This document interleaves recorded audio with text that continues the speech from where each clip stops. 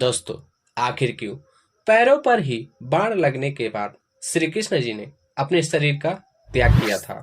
अगर देखा जाए तो महाभारत युद्ध में अनेकों बाण उनको लगे थे।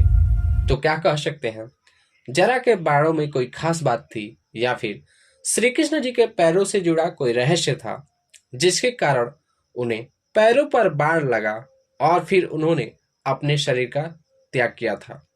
दोस्तों, आप सभी बर्बरिक के बारे में जानते ही होंगे, जिनके पास 3 ऐसे बाण थे जिसे चलाकर वह किसी भी युद्ध को पल भर में समाप्त कर सकते थे। बर्बरिक घटोत्कच के पुत्र और भीम के पौत्र थे।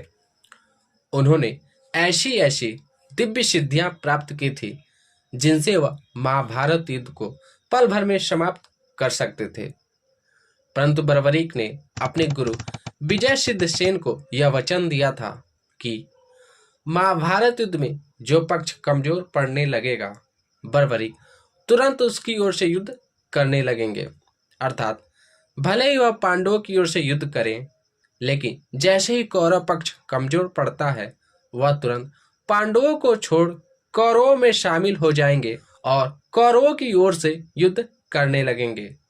और फिर जब पांडव कमजोर पड़ने लगेंगे तो कौरव पक्ष को छोड़ पांडवों में शामिल हो जाएंगे और पांडवों की ओर से युद्ध करने लगेंगे। इस तरह से युद्ध में बार बार बर्बरीक का पक्ष बदलना। एक समय ऐसा भी आएगा जब वह पांडवों को और कौरवों को मार देंगे और अकेले ही युद्ध में बचेंगे। दोस्तों, बर्बरीक के इसी वचन के कारण पांडवों के साथ साथ कौरव भी चिंतित थे। तब पांडवों ने इस समस्या का निर्णय करने के लिए श्री कृष्ण जी से कहा। तब श्री कृष्ण जी बर्बरीक के पास गए और उनके शक्तियों के बारे में पूछा। उन्होंने बर्बरीक से कहा, हे बर्बरीक, जो तुम्हारे पास ये 3 बाण है, मैं उसकी शक्तियां देखना चाहता हूं। उन्होंने बर्बरीक से कहा, बर्बरीक, तुम इस पेड़ के सभी पत्तों को लक्ष्य बनाकर दिखाओ। तब बर्बरीक ने अपने बाणों पर सिंदूर लगाया और छोड़ दिया। पहला बाण सभी पत्तों को चिन्हित कर दिया। दोस्तों, श्री कृष्ण जी ने उस पेड़ के एक पत्ते को अपने पैरों के नीचे छुपा लिया था। बर्बरीक ने दूसरा बाण चलाया।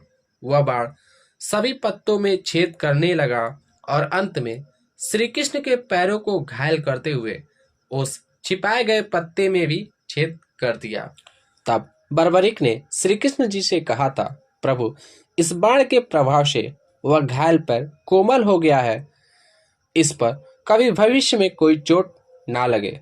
दोस्तों, श्री कृष्ण जी ने बर्बरीक के कहे उस वचन को अपना साधन बनाया और जब जरा ने उनके उसी पैर पर बाण चलाया, तब श्री कृष्ण जी ने अपने शरीर का त्याग किया था।